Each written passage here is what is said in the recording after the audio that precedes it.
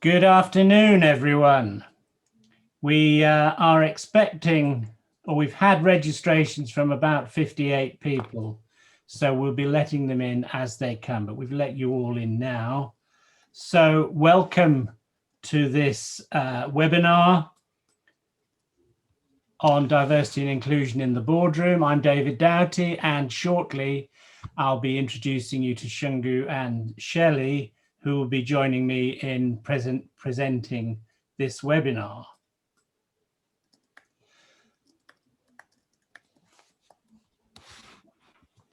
So we've got 60 minutes, so an hour, so we're packing quite a lot in, and we hope to engage you. We've got a number of polls, we've got a breakout room session, and we've allowed about a quarter of the time for questions.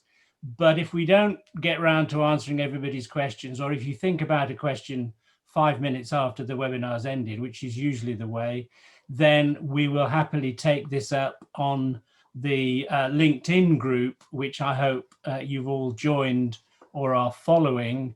And you can find that on LinkedIn simply by typing in diversity and inclusion in the boardroom, and it should take you to that group. And we hope for a lively discussion after today's event. So what we're going to be looking at, Shungu is going to be looking at the board's key challenges. Shirley is going to be looking at what makes your board a safe place. And I'm going to be looking at practical steps the board can take to make it more diverse and inclusive. And then, as I say, we'll have opportunity for you to ask any questions or make any comments. So without further ado, let me hand over to Shungu, who will introduce herself and tell you a little bit about herself. Thank you, David. Okay, so I'm Shungu Mugadza. I'm a diversity and inclusion expert working for Inclusion Psychologists Limited. In terms of experience, I've kind of worked in local authorities as a senior leader. I've also worked in higher education, teaching educational psychologists. And I've recently developed the 6 stages diversity conceptual framework, which I'll be able to tell you a lot more about on LinkedIn. Thanks, Shungu. So Shirley, would you like to say a little bit about yourself? Thank you. Listen to my colleagues, don't they sound great?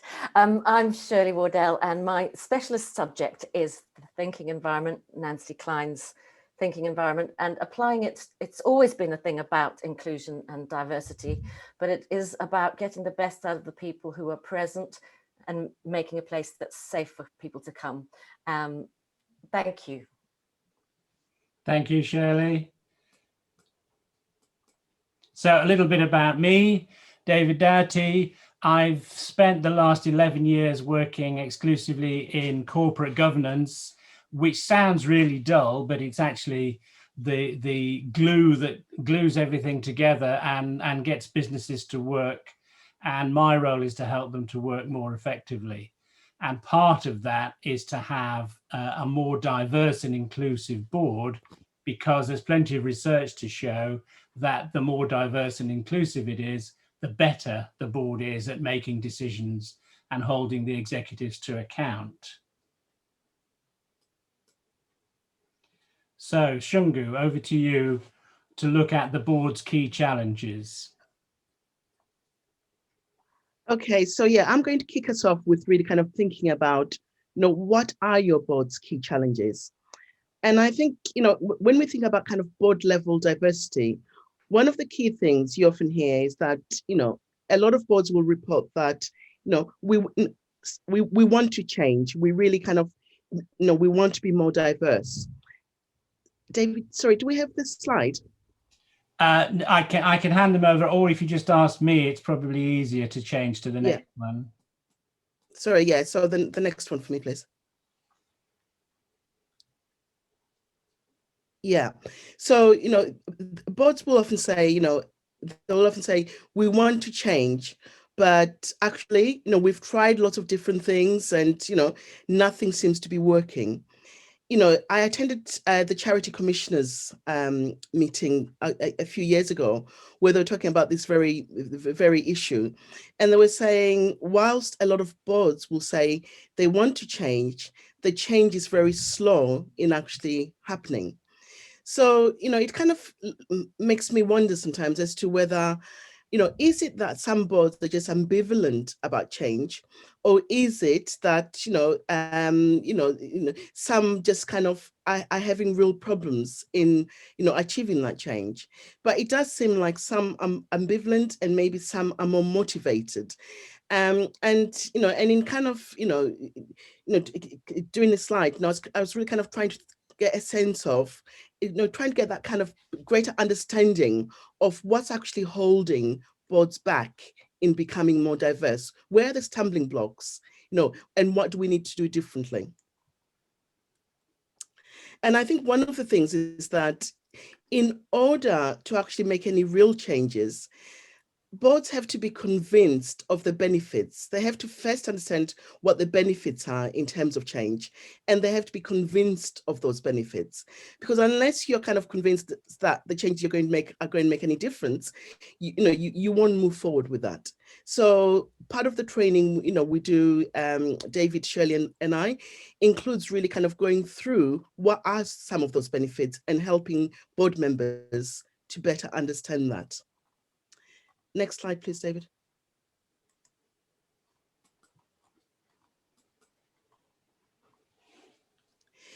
So in looking at this, I was kind of doing some work yesterday and kind of thinking, okay, what are some of the particular challenges I'm hearing about in terms of different boards? And I think, I found myself kind of thinking, actually, the challenges fall in, three key areas. If we set aside the financial as the fourth. So the three key areas for me are kind of psychological challenges, cultural, functional, and also maybe the financial. And in trying to kind of better understand what the psychological challenges might look like, I was kind of thinking some of those may well be conscious, in terms of, a board may be aware of what those barriers are, but for some, they won't actually be, they'll be unconscious, and that a lot of the things which, this kind of fits in with, when you think about this kind of psychological challenges, is really kind of thinking about, our fear of change, our fear of differences, and really kind of wanting sometimes to remain the same. There's comfort in what we know.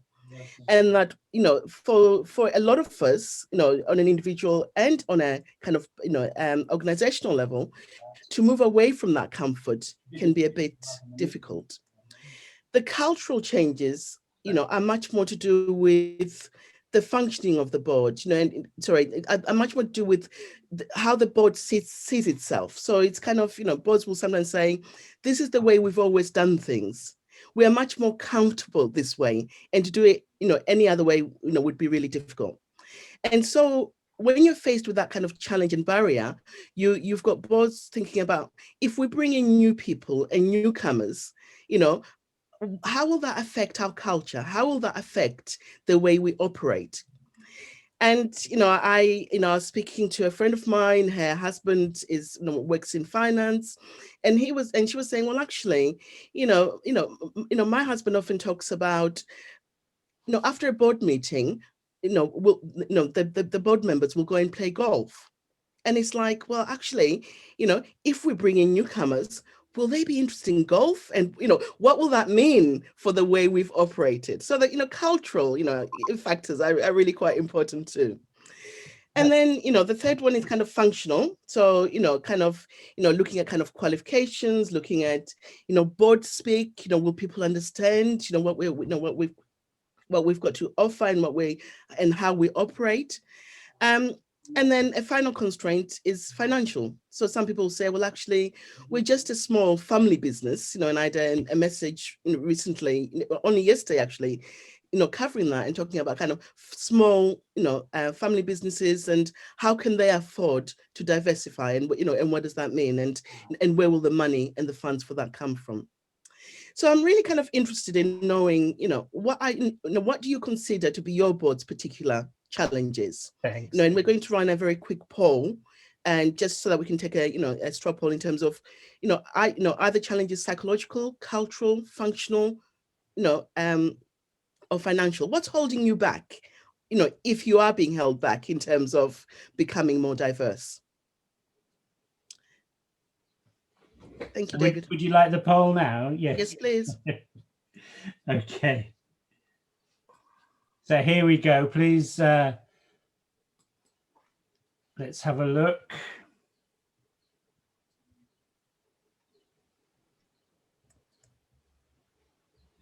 So if you just select, you should be able to, you just select one of those. Yeah, it is multiple choice, so you can select more than one if you wish. Okay, great.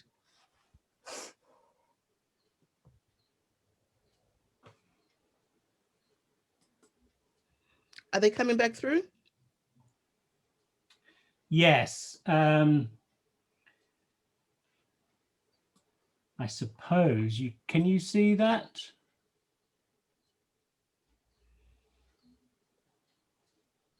I can still only see the poll question and the choices. Okay, well I'll we've got 5 people haven't voted so far. I'll give you a little bit longer and then I'll close the poll and then I'll tell you what we've got. There's just a message from Emma sort of saying that, her text is playing up, so she might not be able to vote at this particular point. Okay. So, there we go. there, okay, so that's now? Yeah, I can see the results now. That's brilliant. Thank you. So what we've got there is that, from I don't know how many people we've got currently, David, within the session, but people, we're looking at how many? 25. 25. So from that, your experiences are that actually, the key challenge, the challenge is kind of, it looks like cultural. It seems to be quite a key one at 60%. We've got psychological at 45%. Functional challenges seem to be at about 40%. And this is what I was dreading. The minute you add other, you get 30% following within other. So it leaves me curious as to, what those particular challenges are. But, in a fuller session, we'd be able to explore that a lot more. Thank you, David. Let's move on. Okay. And yeah, next slide. Thank you. Okay, so I think, one of the key things for me is that in order to think about, how you're going to move forward in this area and to kind of review any of the steps you've actually taken so far, it's really important for a board to be clear about their story. And often, I talk about, either an individual story or an organization story, and that often, we have our kind of explanations and reasons why we can't move forward. And, and I think sometimes, when we unpick those, we realize that actually they're really sometimes kind of only served to kind of hold us back, and that there's often a payoff. There's often something we're gaining in terms of remaining the same. And I think it's really important for a board to kind of unpick and think about, okay, we say we want to be more diverse. We've been working on this now for the last 2 years, if not longer, and yet we're not moving forward with that. So what is getting in the way? Is it that we don't recognize the benefits, or is it really that we're not fully ready for the change and we need to be kind of, getting some support in this area? And I think once a board has done that, it's important to kind of look at where you are on a scale. So I usually talk about a kind of a 0 to 10 scale. So charting your not only the effort you've made, but also charting, your starting point, so that you're really clear about, okay, in 2019, we were at number 3 in terms of, our kind of efforts in this area and what we're doing. And now we're at number 4. We haven't moved very much. So what one thing do we need to do to actually shift so that we can move from a 3 to, say, a 6? Really kind of thinking about those key steps and the things you need to do. Interestingly, I was reading today an article which was talking about McDonald's. And one of the things McDonald's have taken as a step is to link the CEO's bonus, but it kind of bonuses at the end of the year, to link that to their kind of diversity goals. And and I was laughing a little bit, really, because I mean, when we talk about, I think his bonus level is something like 2.5 million.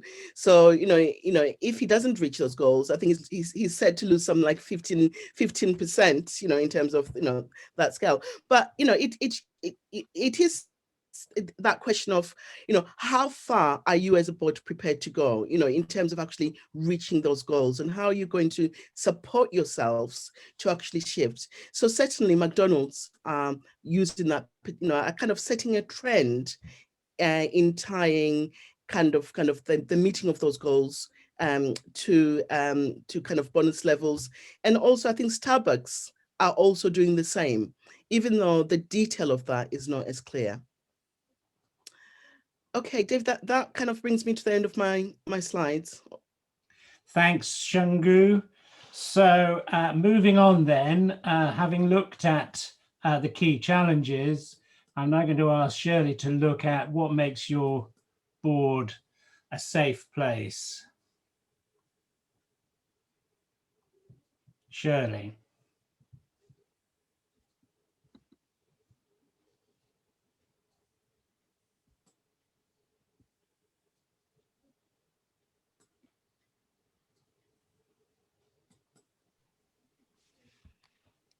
Shirley, you on mute. You rookie error. Thank you very much, Sabrina. So what Shungu was mentioning, some really challenging conversations that need to happen on your board, and those challenging conversations need ultimate safety. And once you have that ultimate safety, you can make these really challenging conversations. And David, would you put the next slide on for me? Because what I'm going to do now is get you to do a listening exercise. And we know from research that listening makes it easier for people to change. It makes it easier for people to consider that people other than themselves might be nice people. Thank you. David, would you switch the next slide on, please?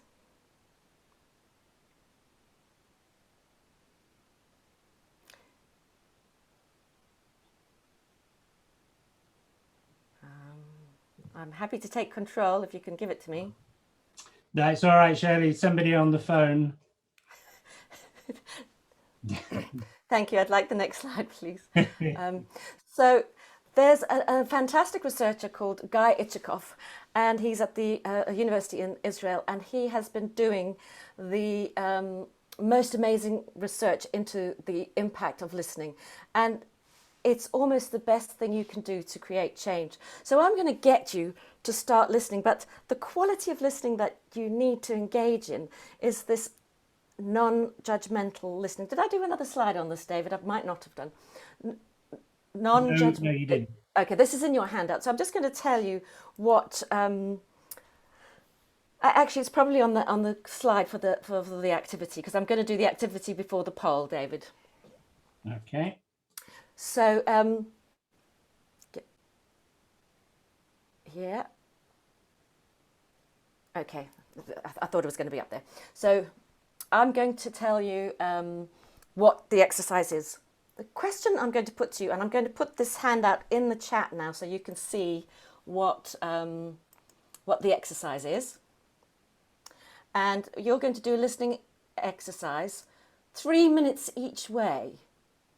That's long enough to start to feel a little bit uncomfortable. But something happens if you can listen without judgment. So you should have this listening exercise in your chat. Could you open it now? Because when you go into the breakout rooms, you won't be able to see the slides. So that's why we've put the listening exercise in the chat. So open that listening exercise, and it will tell you, I'm going to open mine as well. And maybe you could open that, David, and then everyone can see that. Don't worry if you can't. It's in the chat. Yes.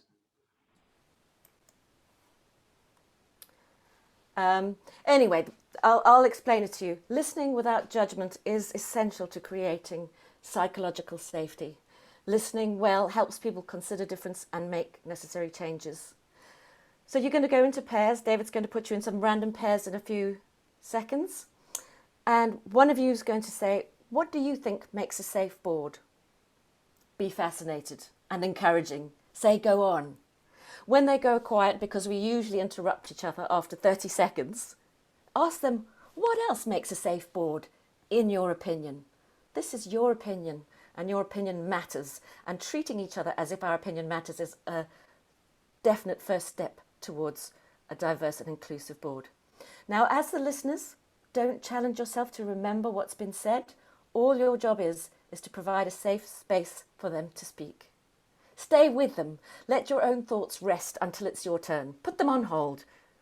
Later, just when you have a thought, oh, I'm just the same as you. No, you're not. Maybe you are, but maybe you're not. It's very comforting to think we're the same, and we are the same, and we're also different. So, Shirley, there's a message come through just saying people are having trouble opening their...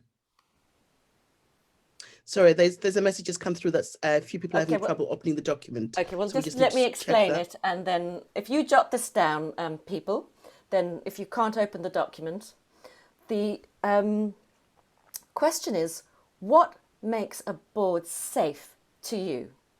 So that, and one person's going to ask the question and listen for 3 whole minutes. Write that down, 3 minutes. 3 whole minutes. And then we will tell you when to switch. Won't we, David? After 3 minutes, we'll give you a minute to decide who's going first and say, hello, my name is so-and-so. Then we'll start the timer. And when 3 minutes are up, we'll say switch now.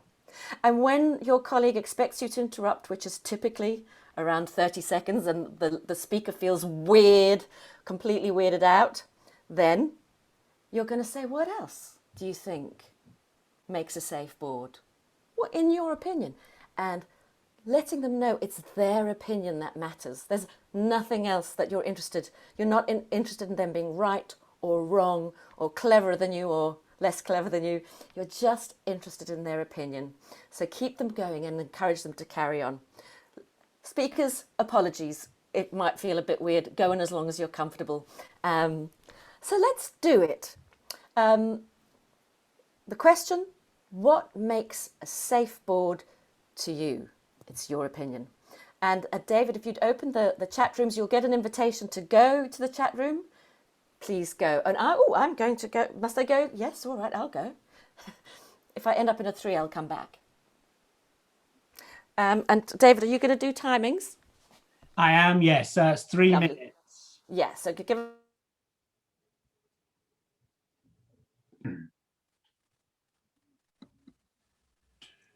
Yeah, so they coming back? should be coming back now, yes. Yes. Brilliant. Okay. So if you put the poll up next, David, that would be lovely. Yep, I can do that. I came back a bit sooner because, there you go. Okay, so let's open the poll.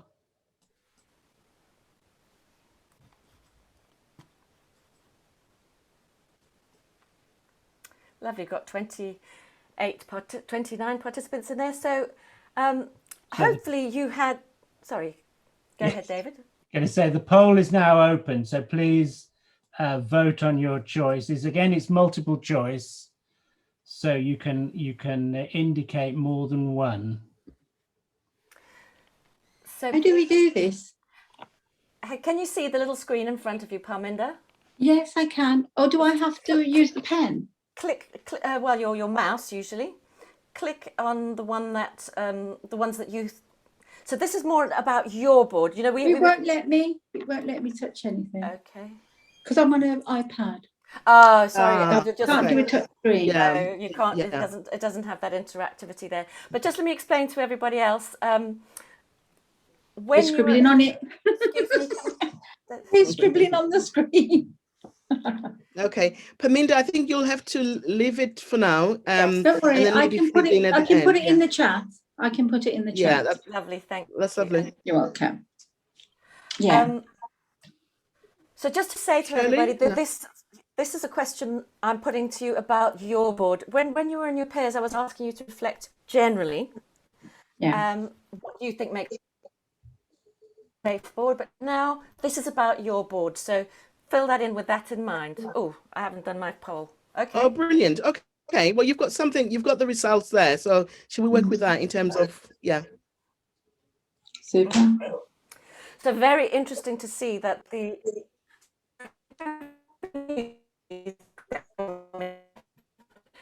Breaking up.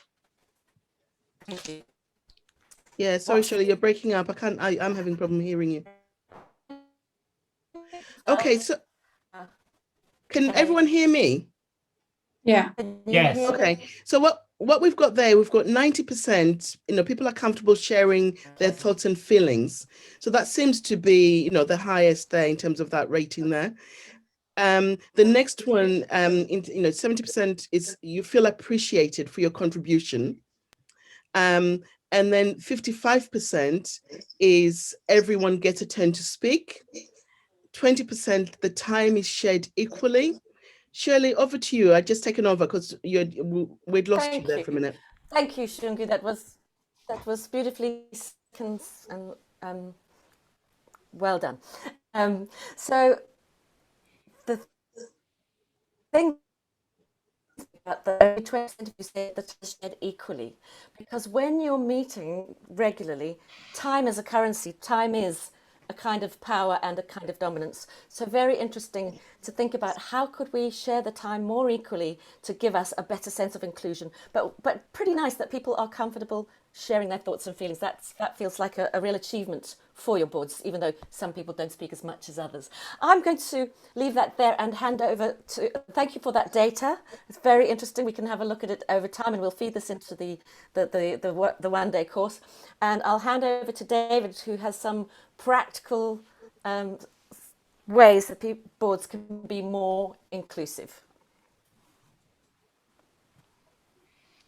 Thanks, Shirley. Yes, so there is a lot of talk at the moment about diversity and inclusion, and the fact that it does make for more effective boards, better decision making, and boards better at holding the executives to account.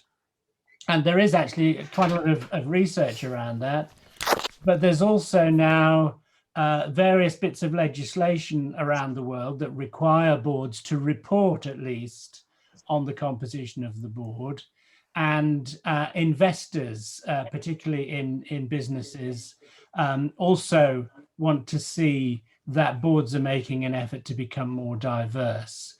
And in a way, it's a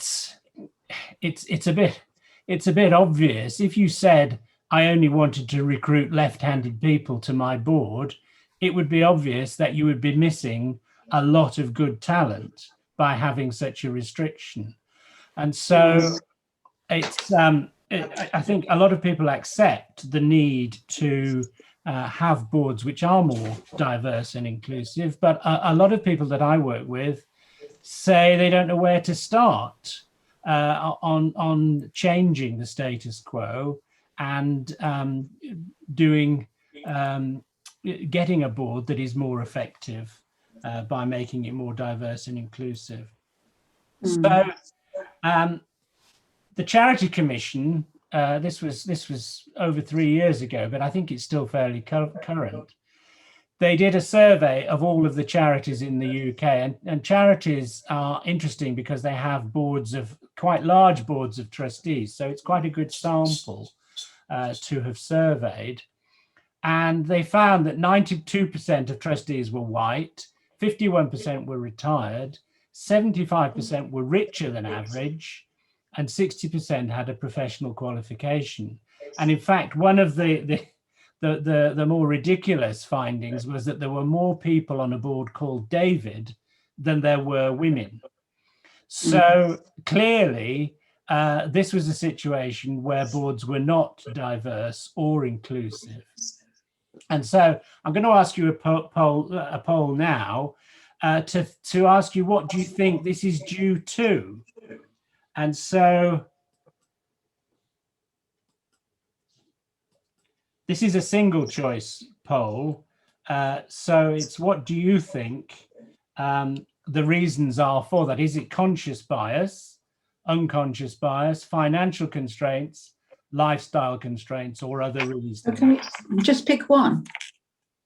Just pick one which you think is the one that contributed most to this situation. Oh, I don't know. Sorry, I'm chatting with you at the same time. I'm a bit too talkative. Done. Well, and we tend to think of diversity in terms of gender lines or ethnic lines, but actually there's a lot of research into introverts and extroverts on a board, and how that works as well. So we've got, I'm going to close the poll now.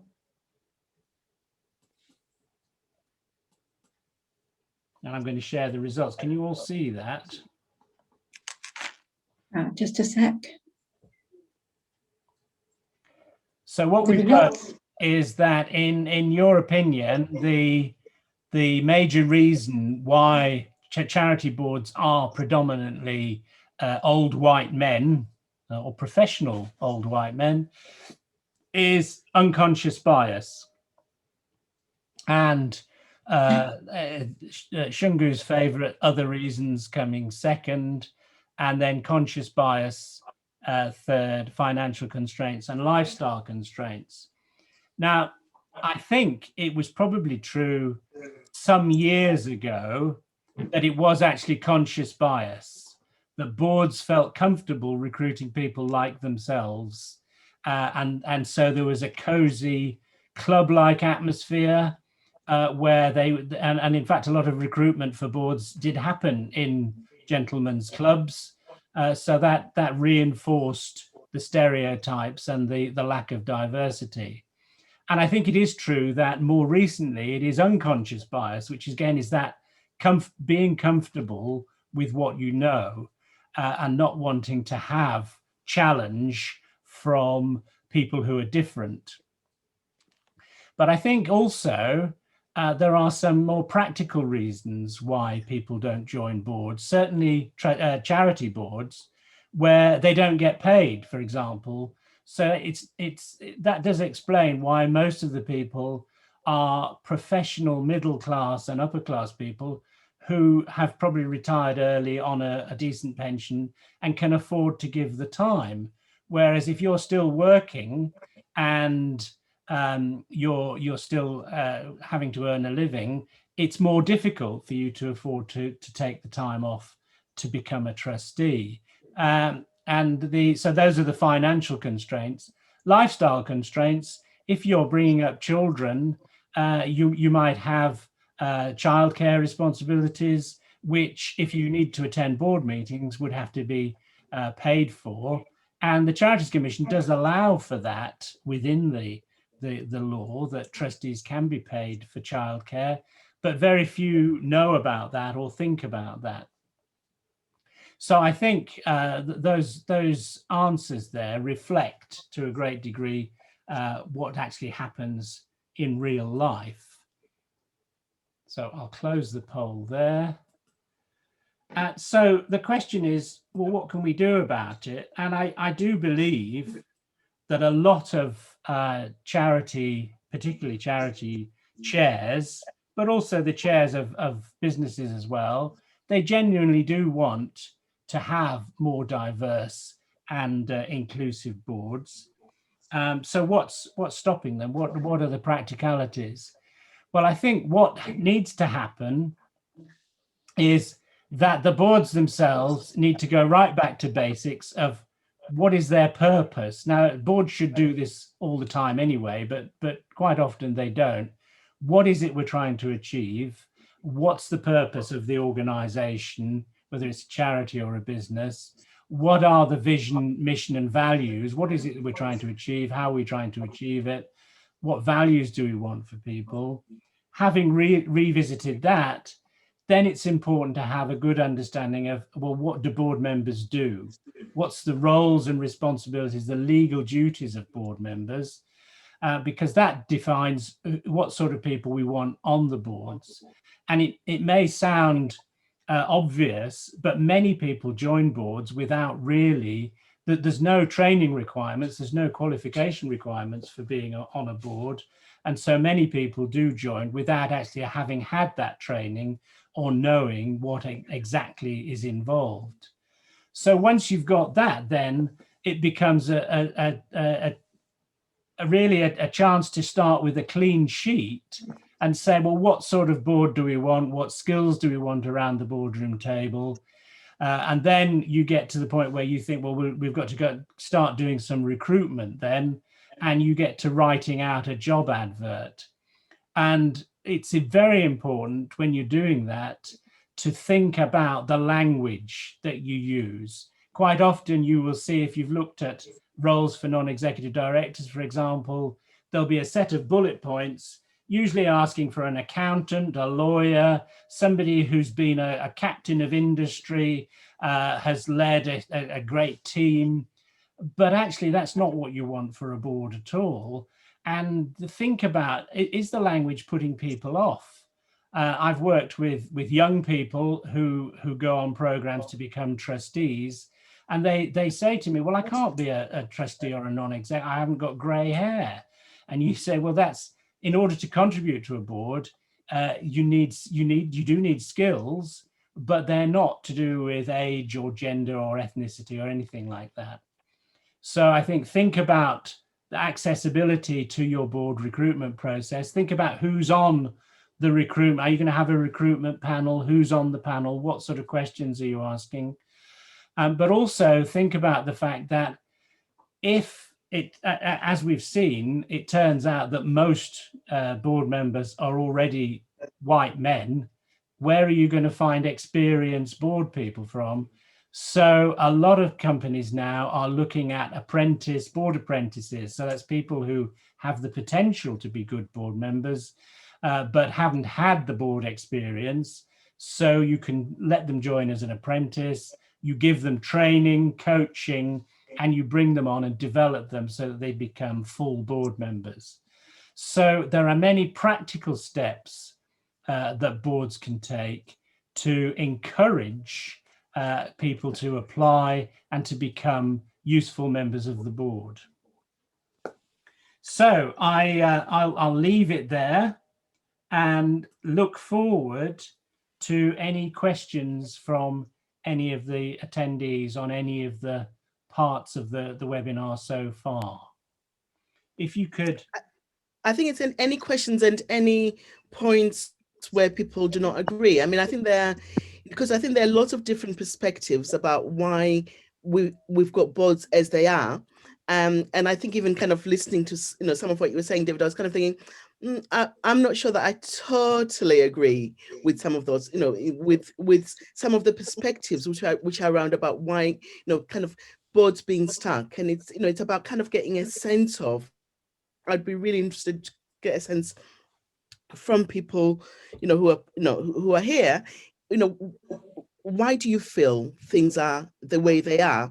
And you do get that sense of, on the one hand, it seems that boards want to change, but then on the other hand, we're not actually getting that change. And I think the Charity Commissioners meeting, which I attended, was 2017. And you kind of think we're still about 4 years down the line, and diversity, within at board level is still very low.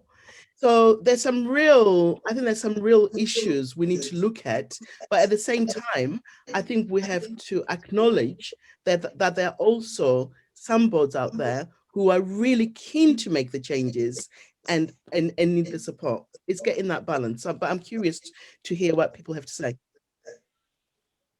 Well, I'd like to contribute. Clarice? Yeah. Oh, where's my? Sorry, I've got Clarisse's hand. Should we go for Clarisse first, please? Yeah. Hi. Comment as well as sort of the issue around apprentice board members. And I say this, and I'm sorry, I say this as a lawyer, you've got to be careful they don't become shadow directors. So I'm on a board where we have that kind of system.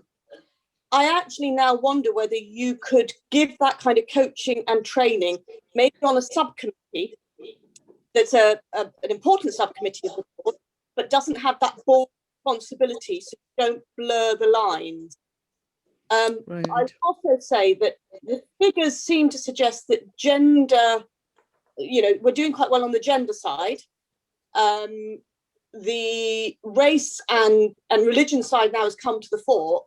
We haven't even got statistics on ableism and things like that, so you can only wonder how much further behind or how much more work has to be done there. But with the gender, I would say to people, approach that with caution, because what you might find is that there are several people or one person that has several board positions, so it may make the statistics look a little bit better than they in reality are.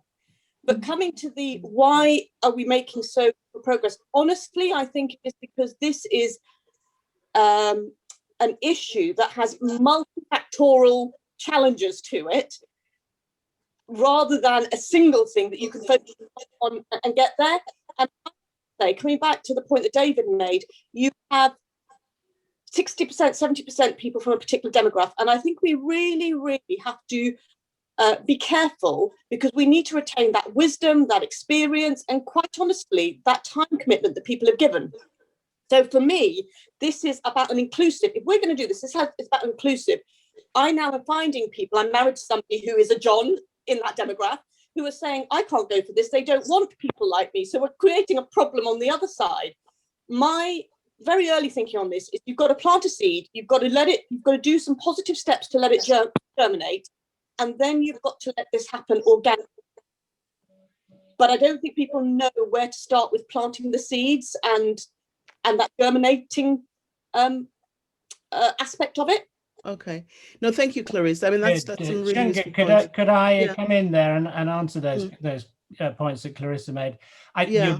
You're perfectly right about the shadow director, but the well-run apprenticeship programs, such as the NHS apprentice program, the Next X director, and the board apprenticeship programs, they make it very clear as to the apprentice's position, and they do make sure that they don't become shadow directors. So they explain exactly what is required, how they are observing at board meetings, they're not taking part in them. But I think it's important that they are exposed to board meetings so that they see how they work. But they also, and it provides, the great thing about the apprenticeship program, it provides a role for that demographic that you're talking about, the people with experience who are being replaced in a way, but that's because it's a generational thing as well. But they have a role in mentoring the people who are the apprentices, so they can transfer that knowledge and help them. Yeah. Sorry, David, you're breaking up a bit. I'm not sure whether it's just maybe. That's really useful. Should we move on then? I've got Carlos showing that he's got a question. Carlos? Yeah, I don't know if we're still, furthering this comments, but I'll say it really quickly. Hi, everyone. I think it's three reasons why that's happening. I mean, one, I think someone else mentioned there's so much to unpack. I think a lot of these boards and organizations just don't know how to start. Like, where do I start, right? It's not like this organization created this issue. We're all coming to this organization with things that we need to unpack, and a lot of people just don't know how to do it. I think the other thing is how do we do it and make it safe? How do I do it and like Clarisse just mentioned, make sure that everyone's involved, even people who are not, who are old and have gray hair and who are white, make sure they can still be invited and come and join the conversation. But also from both a legal and honestly, the way we've moved, a social media perspective, how can I make this conversation happen that everyone feels safe and respected, and I'm not going to be, you know, sued or charged or dragged out over social media as being not an inclusive organization. And I think the third part, which is very important for all of us to know, is, frankly, this is who we are. We've always been, as a species, a us versus them kind of scenario. There's always been those who have and those who have not. We've always kind of set things up. There's this great story about a gentleman who was South Asian, who assimilated, took on the language, changed his religion, changed his dress, went on a train, wanted to sit in the first class with all the other white people, and they told him no after all these years of assimilation. And that person was Mahatma Gandhi. So there's a lot of things that we need to unpack as a species that makes this work difficult. Doesn't mean it can't happen, but I think we have to be empathetic that not everyone's just blatantly being racist. I think it's a lot about comfort. And as a species, it's always been an us versus them kind of scenario. Yeah. No, thank you. No, that's Thank you. a really good point. I've got, I'm worried about time. So I've got Paminda. I can see you want to raise a question.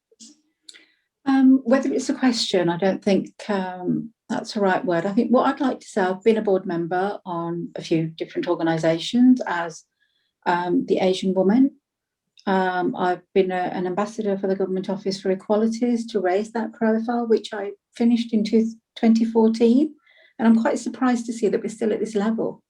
I think the public sector, being on those boards, it's very much about being able to say what you need to say.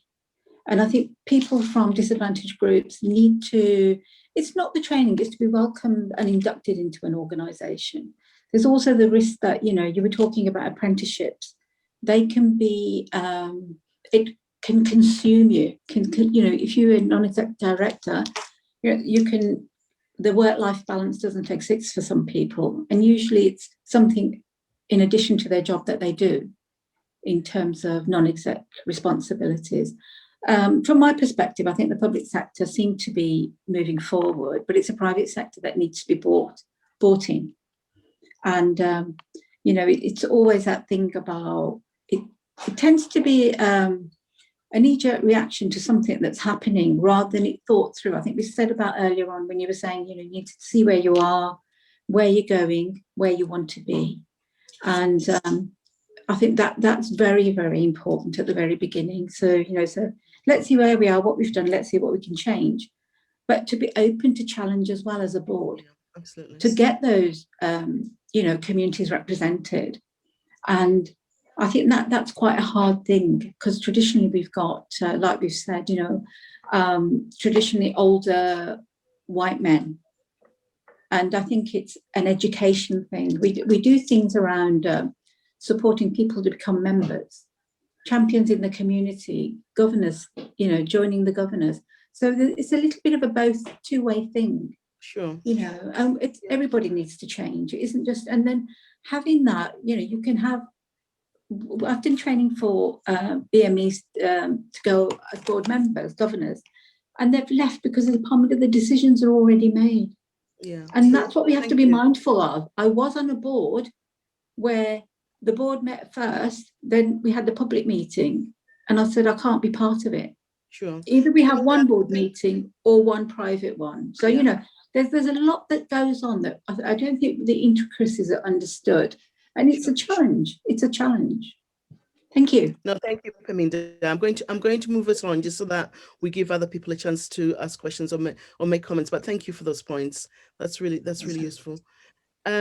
Anyone else? I'm always keen to make sure that, you know, people who don't step forward immediately get an opportunity to either make a comment or ask a question.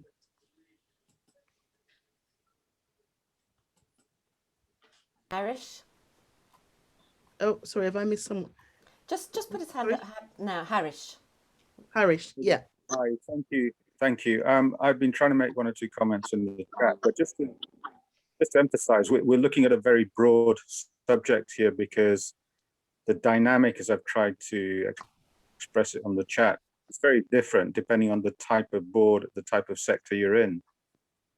So I gave an example on the chat of, for example, an investment trust board I've had experience of, and I think it's a general thing because I've networked in those circles is a very different dynamic to the dynamic in some sort of charity board. And of course, charity boards will vary as well, depending on size and subsector and so on. So I think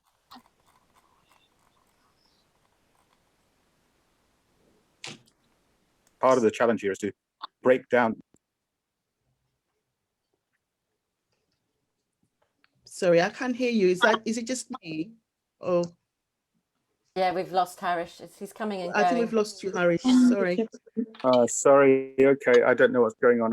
I am unmuted. I've got a decent signal as far as I can tell. Came and went. Okay, do you want to just have another go saying that last bit again then? Okay, I think we'll have to move on. Tatenda, did you have your hand up? Oh, hi, Shingo. Yeah, I just wanted to ask what sort of advice you would give to young board members, because it's as of recent, I started sitting on one of my local hospital board meetings. So what sort of advice would you give in training? What sort of training is available? David, over to you. Can you answer that for us, please? Yes, there is training for if you're in the NHS as a non-exec, they do training for new non-execs. There are courses available. We provide courses for new and existing non-execs, one day and half day courses. So there is plenty of training available, and it's all about understanding what the role is and what you need from that role in terms of your skills and personality. And so it should be possible for you to see, regardless of your background or your age or whatever, where you can add value on a board.